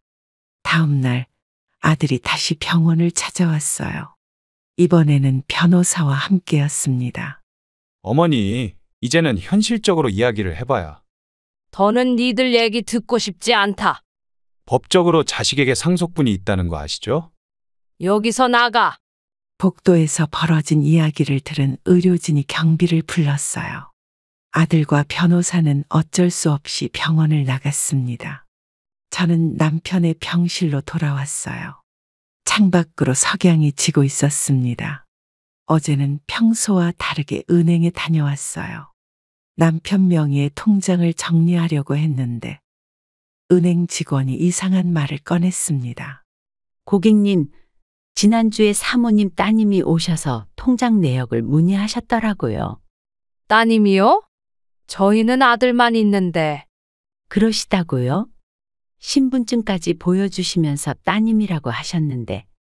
은행 직원의 말에 저는 순간 머리가 어지러웠어요. 바로 옆지점에도 가보니 비슷한 일이 있었다고 합니다. 키가 크고 날씬하신 분이 오셔서 위임장을 요구하셨어요. 혹시 그분 성함이? 김미영 씨라고 하셨는데. 며느리 이름을 듣는 순간 저는 그 자리에 털썩 주저앉을 뻔했어요. 은행을 나와 병원으로 향하는데 옆 동네 이웃분이 저를 발견하고는 다가왔습니다. 아주머니, 며느님이 요즘 여기저기 다니면서 재산 조사한다는 소문이 있던데. 네? 어제는 구청에도 가셨다던데. 이웃분의 말씀에 저는 바로 전화기를 꺼냈어요. 아들에게 전화를 걸었습니다. 얘, 며느리 지금 뭐 하는 거니? 엄마, 무슨 소리야? 은행이랑 관공서 돌아다니면서 재산 조사하고 다닌다며? 그건 그냥 앞으로 일 때문에. 아들의 말끝이 흐려졌어요. 전화를 끊고 병원에 도착하니 의사 선생님이 저를 찾고 계셨습니다. 보호자분, 며느님이 오셔서 환자분 상태를 문의하셨더라고요. 네? 치료비 영수증이랑 진단서도 요구하시던데. 의사 선생님의 말씀을 듣고 있는데 간호사가 다가왔어요. 어머님, 며느님이 보험사 직원이랑 같이 오셨었어요. 저는 그대로 중환자실 의자에 주저앉고 말았습니다. 옆병실 보호자분이 물 한 잔을 건네주셨어요. 보험금 때문에 그러시나 봐요. 며칠 뒤 병원 로비에서 우연히 며느리를 마주쳤습니다. 보험 설계사로 보이는 사람과 함께 있었어요. 어머님, 네가 지금 뭐 하는 짓이야? 저희도 준비는 해요. 준비? 아직 숨이 붙어 계신 분 앞에서 그런 말이 나오니. 보험 설계사가 눈치를 보더니 자리를 피했어요. 며느리는 당당한 표정으로 저를 바라봤습니다. 어제 밤늦게 아들이 병원으로 찾아왔어요. 평소와 다르게 술 냄새가 강하게 났습니다. 병원 로비에서 저를 기다리고 있더군요. 엄마, 이제 우리 얘기 좀 들어봐. 취했네. 집에 가서 쉬어. 재산 절반은 우리 거야. 아버지가 살아계신데 무슨 소리니? 안 돌아가실 것 같아? 이제 포기하시죠. 이 못된 녀석. 아들의 말에 저는 화가 치밀어 올랐어요. 그때 경비원이 다가와 만류했습니다. 다음 날 아침 며느리에게서 문자가 왔어요. 내용을 보고 저는 그 자리에 얼어붙었습니다. 어머님, 법적으로 가면 더 힘들어지실 텐데 저희끼리 해결하시죠. 병원에 도착하자마자 아들이 변호사와 함께 기다리고 있었어요. 어머님, 자식의 권리도 있으니 합의를 보시는 게. 더는 할 말 없어요. 그러시면 법원에서 뵙겠습니다. 변호사의 말에 저는 고개를 돌렸어요. 그때 중환자실 담당 간호사가 다가왔습니다. 보호자분, 환자분 상태가 또 안 좋아지셨어요. 저는 아들과 변호사를 뒤로하고 중환자실로 향했어요. 남편의 모습이 점점 야위어 가고 있었습니다. 퇴근 무렵 또 다시 아들이 찾아왔어요. 이번에는 혼자였습니다. 엄마, 우리가 얼마나 고생했는데. 고생? 네가 무슨 고생을 했다고? 이제 와서 착한 자식 코스프레 하지 마. 아들의 끝없는 협박에 저는 결심을 굳혔어요. 다음 날 아침 일찍 동네 법률사무소를 찾았습니다. 오늘 아침 평소 친하게 지내던 이웃집 할머니가 급하게 저를 찾아왔어요. 병원에 가기 전이었는데 표정이 심상치 않아 보였습니다. 어제 며느님이 동네 부동산을 다 돌아다니셨대요. 부동산이요? 우리 집 앞 부동산 여사님이 그러는데 시아버님 명의로 된 부동산이 뭐가 있는지 다 물어봤다네요. 할머니의 말씀에 저는 순간 멍해졌어요. 그때 옆집 아주머니도 찾아오셨습니다. 어제 며느님이 관리사무소에도 다녀갔더라고요. 거기서는 또 뭘?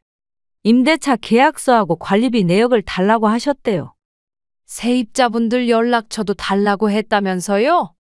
이웃분들의 말씀을 듣고 있는데 동네 마트 주인도 전화를 주셨어요. 어제 며느님이 여기 오셔서 주민들한테 이것저것 물어보고 가셨어요. 주민들한테요? 네, 시어머님 평소 생활이 어떤지 다 물어보셨대요. 전화를 끊자마자 병원 간호사에게서 연락이 왔습니다. 보호자분, 며느님이 또 오셔서 의료진들한테 이것저것 물어보고 가셨어요. 오늘도 왔단 말씀이세요? 네, 보험 관련 서류도 요청하시고. 저는 바로 병원으로 향했어요. 중환자실 앞에서 의사 선생님을 만났습니다. 보호자분, 며느님이 환자분 상태를 자세히 물어보시더라고요. 뭐라고 물어보던가요? 회복 가능성이랑 좀 민감한 질문들을 많이 하셨어요. 의사 선생님의 말씀을 듣고 있는데 간호사가 다가왔습니다. 어머님, 며느님이 다른 환자 보호자분들한테도 이것저것 물어보고 가셨대요. 병원을 나서는데 주차장에서 우연히 며느리를 마주쳤어요. 보험 설계사로 보이는 사람과 또 함께 있었습니다. 이웃분들의 제보를 듣고 저는 마음을 굳혔어요. 병원 근처 법률사무소를 찾아갔습니다. 평소 옆병실 환자 보호자분이 추천해 주신 곳이었어요. 변호사님, 제가 어떻게 해야 할까요? 우선 남편분의 유언장이 있다고 하셨죠? 네, 입원하시고 얼마 안 됐을 때 써주셨어요. 공증은 받으셨나요? 당시에는 미처 생각을 못했어요. 변호사님은 제가 가져간 서류들을 꼼꼼히 살펴보셨어요. 은행 거래 내역, 재산 관련 서류, 그동안 모아둔 증거들까지 하나하나 검토하셨습니다. 아드님 내외분이 이렇게 재산을 조사하신 건 불법입니다. 어떻게 해야 하나요? 일단 법원에 가처분 신청부터 해야겠어요. 가처분이요? 네, 재산 처분을 못하게 막는 거죠. 저는 그 자리에서 필요한 서류들을 작성했어요. 아들 내외의 행태를 입증할 증거도 정리했습니다. 이웃분들이 증언해 주실 수 있나요? 네, 다들 도와주시겠다고 하셨어요. 의료진분들 진술도 확보해야 할 것 같네요. 변호사님과 이야기를 마치고 나오는데 아들에게서 전화가 왔습니다. 엄마, 변호사 만났다면서? 니네가 이러는데 어떻게 가만히 있니? 우리도 가만히 있진 않을 거야. 전화를 끊고 병원으로 향했어요. 중환자실 앞에서 며느리가 기다리고 있었습니다. 어머님, 우리 대화로 해결해요. 이제 와서 무슨 대화? 법적으로 가면 서로 좋을 게 없잖아요. 간호사가 다가와 면회 시간을 알려주셨어요. 저는 며느리를 뒤로하고 남편의 병실로 향했습니다. 오늘 아침에 낯선 등기우편이 도착했어요. 봉투를 열어보니 법원에서 온 소장이었습니다. 아들 내외가 상속재산 분할을 청구하는 내용이었죠. 어머님, 소장 받으셨나요? 네, 방금 확인했어요. 일단 사무실로 오시죠. 법률사무소에 도착하니 변호사님이 서류를 검토하고 계셨어요. 생전 상속을 주장하고 있네요. 아직 돌아가지도 않으셨는데 말이 되나요? 이런 식으로 나오니 오히려 잘 됐습니다. 변호사님은 준비해둔 서류를 꺼내셨어요. 그동안 모아둔 증거들이었습니다. 이제 어떻게 해야 하나요? 답변서를 제출하고 반소를 제기하겠습니다. 반소요? 네. 오히려 저희가 공격에 나서는 거죠. 법원으로 향하는 길에 아들에게서 전화가 왔어요. 엄마, 합의하면 소취하할게. 이제 와서 그런 소리 하지 마. 그럼 끝까지 가보자고. 전화를 끊고 법원 로비에 들어서는데 며느리가 변호사와 함께 서 있었습니다. 어머님, 마지막으로 한 번만 더 생각해 보세요. 더 할 말 없다. 그럼 법정에서 뵙겠습니다.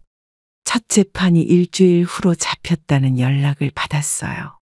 병원으로 돌아오는 길에 의사 선생님이 다급히 연락을 주셨습니다. 첫 재판일이 밝았어요. 법원 복도에서 아들 내외와 마주쳤지만 서로 눈길도 주지 않았습니다. 재판장 안으로 들어서자 차가운 공기가 느껴졌어요. 원고 측 변호인은 청구 취지를 진술해 주시기 바랍니다. 원고는 피고인 김명자 씨를 상대로 생전 상속 분할을 청구하는 바입니다. 이의 있습니다. 어떤 이의신가요? 아직 환자분이 위중한 상태로 치료 중이신데 생전 상속 운운하는 것은 시기상조입니다. 법정 안이 순간 숙연해졌어요. 아들 측 변호사가 다시 입을 열었습니다. 원고 측은 지난 20년간 부모님을 모시며 헌신해왔습니다. 이의 있습니다. 증거 제출하겠습니다. 저희 변호사님이 그동안 모아둔 증거들을 제출했어요. 병원 기록부터 은행 거래 내역, 이웃들의 증언까지 모두 담겨 있었죠. 원고 측이 주장하는 헌신은 어디에도 없습니다. 저희도 증거가 있습니다. 아들 내외는 제가 예전에 보냈던 문자들을 증거로 제출했어요. 도움을 요청했던 문자들이었죠. 피고인께서는 하실 말씀이 있으신가요? 저는 천천히 일어났습니다. 떨리는 목소리를 가다듬고 입을 열었어요. 제 남편이 아직 살아 있습니다. 법정 안에 무거운 침묵이 내려앉았어요. 재판장님은 잠시 서류를 검토하시더니 말씀하셨습니다. 두 번째 재판일이었어요. 남편의 유언장을 증거로 제출하기로 한 날이었습니다. 법원에 들어서자 아들 내외가 불안한 표정으로 저를 쳐다봤어요. 다음은 피고 측 증거 제출이 있겠습니다. 네. 김철수 씨가 미리 작성한 유언장을 제출하겠습니다. 이해 있습니다. 어떤 이의신가요? 아직 돌아가시지도 않은 분의 유언장을 증거로 채택하는 건 부적절합니다. 법정 안이 술렁였어요. 재판장님이 서류를 살펴보시더니 말씀하셨습니다. 유언장 작성 당시의 의식 상태는 어땠습니까? 의료진의 소견서를 함께 제출하겠습니다. 유언장이 공개되자 아들이 자리에서 벌떡 일어났어요. 이건 조작이에요. 재판정 질서를 지켜주시기 바랍니다. 며느리는 창백한 얼굴로 자리에 앉아 있었어요. 유언장의 내용이 하나씩 낭독되기 시작했습니다. 본인은 온전한 정신으로 이 유언장을 작성합니다. 재판장의 목소리가 법정 안을 울렸어요. 저는 그날의 기억이 선명하게 떠올랐습니다. 세 번째 재판이 시작됐어요. 며느리 측 변호사가 새로운 주장을 들고 나왔습니다. 법정 안의 공기가 순간 차가워졌어요. 유언장은 무효입니다. 무슨 근거로 그러한 주장을 하시는 건가요? 작성 당시 환자는 의식이 혼미한 상태였습니다. 이의 있습니다. 의료진이 증인으로 출석했어요. 담당 의사 선생님이 진술을 시작했습니다. 당시 환자분은 의식이 또렷하셨습니다. 그렇다면 왜 이후에 의식이 나빠졌나요? 뇌출혈이 재발했기 때문입니다. 며느리가 갑자기 자리에서 일어났어요. 어차피 회복이 불가능하다면서요? 재판정 질서를 지켜주시기 바랍니다. 저희가 20년 동안 고생했어요. 법정 안이 순간 조용해졌습니다. 저는 천천히 일어나 입을 열었어요. 무슨 고생을 했다는 거야? 재판장님이 조용히 지켜보시는 가운데 며느리는 더욱 큰 소리로 외쳤습니다. 어머님 덕에 저희가 얼마나 힘들었는데요? 마지막 재판일이었어요. 재판장님께서 최후 진술 기회를 주셨습니다. 저는 천천히 자리에서 일어났어요. 저희 남편이 쓰러진 지 2달이 넘었습니다.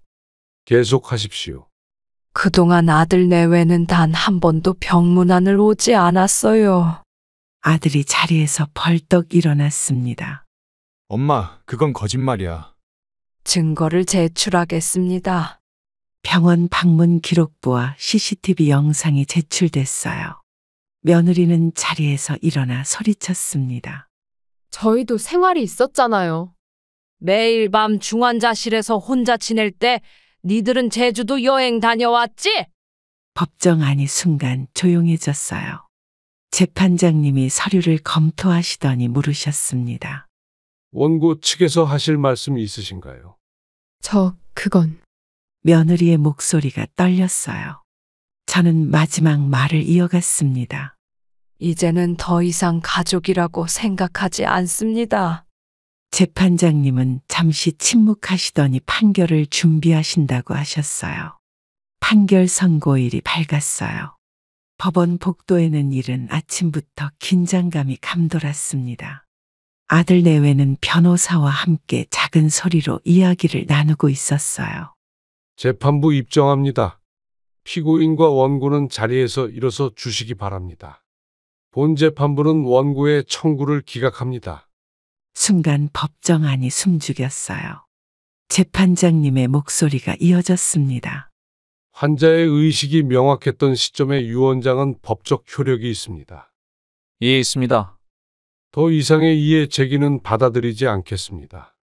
아들이 자리에서 벌떡 일어났어요. 며느리는 얼굴이 하얗게 질린 채 앉아 있었습니다. 엄마, 이럴 수는 없잖아. 재판정 질서를 지켜주시기 바랍니다. 변호사님이 제 어깨를 토닥여 주셨어요.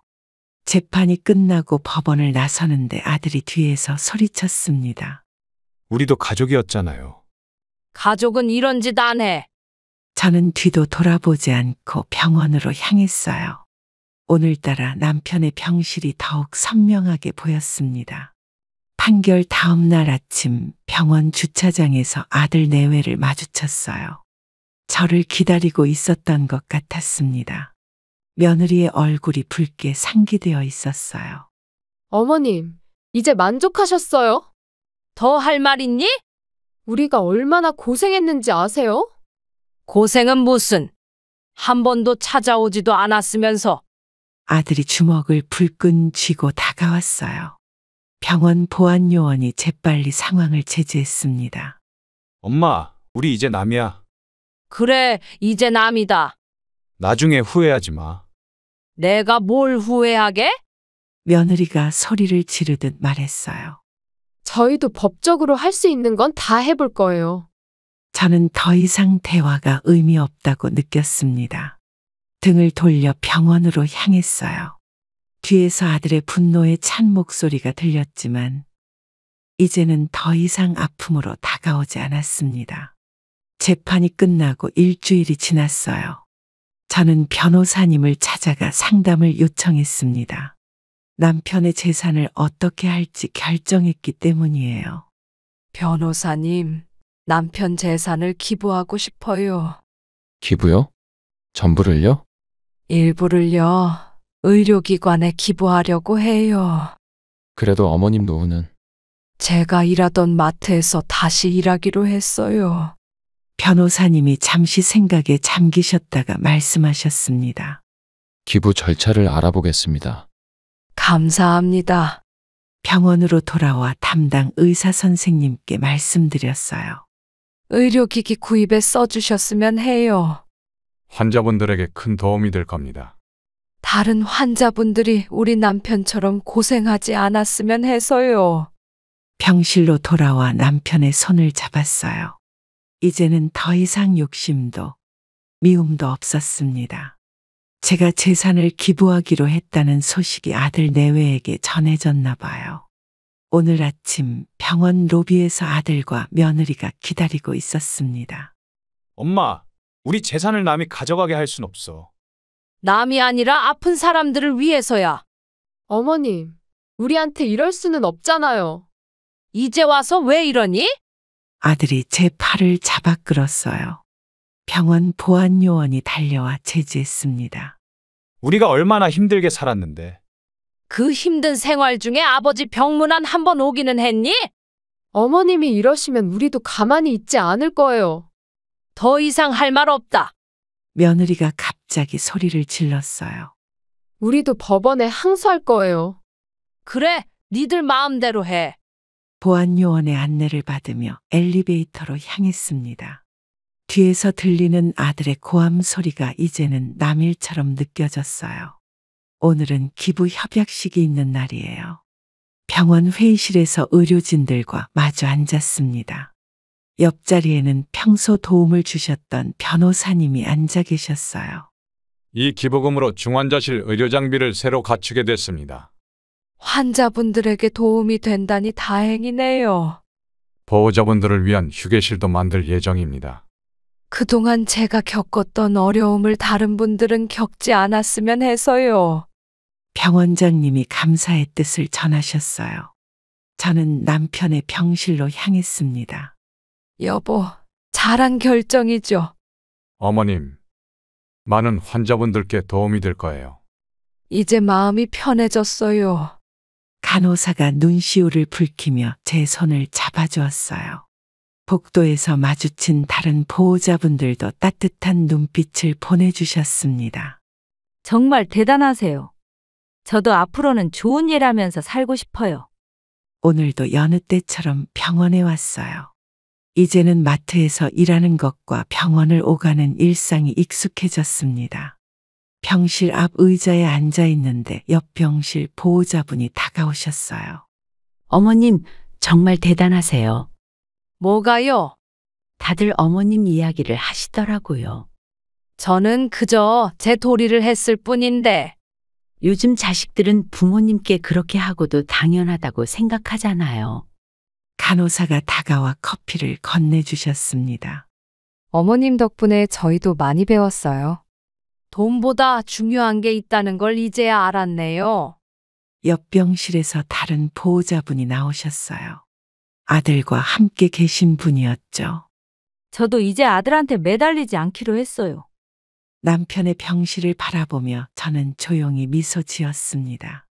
마음이 한결 가벼워진 것 같아요.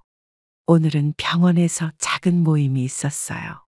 비슷한 상황의 보호자분들이 서로 이야기를 나누는 자리였습니다.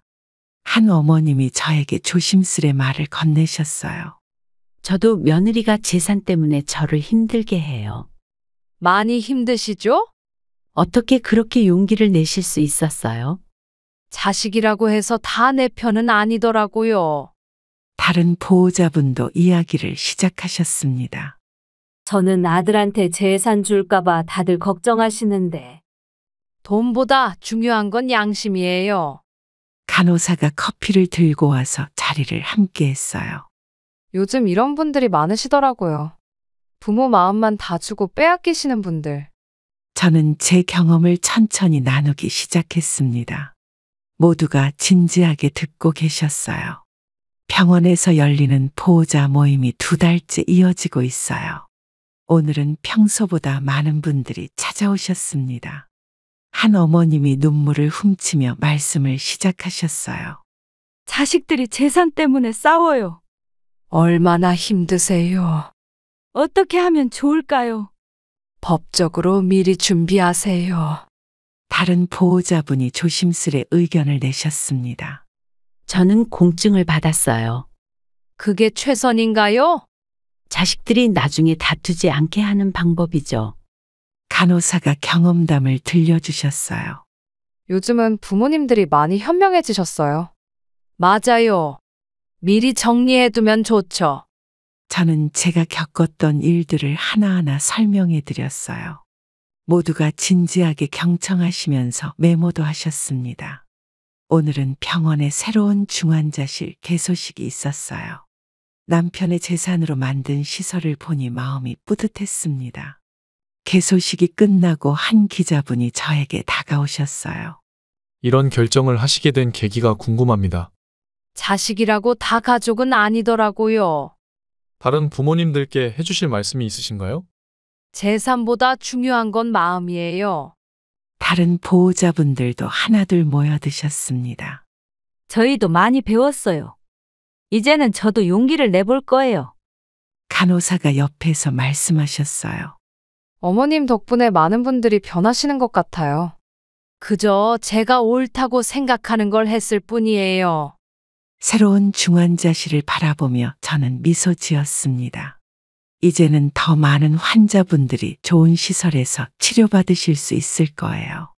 오늘도 평소처럼 병원에 왔어요. 이제는 마트 일을 마치고 오는 이 시간이 저의 일상이 됐습니다. 의사 선생님이 반갑게 맞아주셨어요. 어머님, 요즘은 어떠세요? 일하는 재미로 살고 있죠. 많은 분들이 어머님 이야기를 듣고 용기를 얻으셨대요. 그저 제가 해야 할 일을 했을 뿐인데. 간호사가 커피를 들고 와서 자리에 함께 했습니다. 어머님 덕분에 많은 분들이 달라지셨어요. 혹시 후회는 없으세요? 아니요. 이게 진정한 효도라고 생각해요. 새로 들어선 중환자실을 바라보며 저는 깊은 숨을 내쉬었어요. 이제는 더 이상 미움도 원망도 없습니다. 제 옆자리에는 다른 보호자분들이 하나둘 모여드셨어요. 우리는 서로를 바라보며 따뜻한 미소를 나눴습니다. 남편이 언제 깨어날지 모르겠지만 그동안 최선을 다하려고 합니다. 그럼 여러분들 앞날에 행복한 일들만 가득하시길 바라겠습니다. 감사합니다.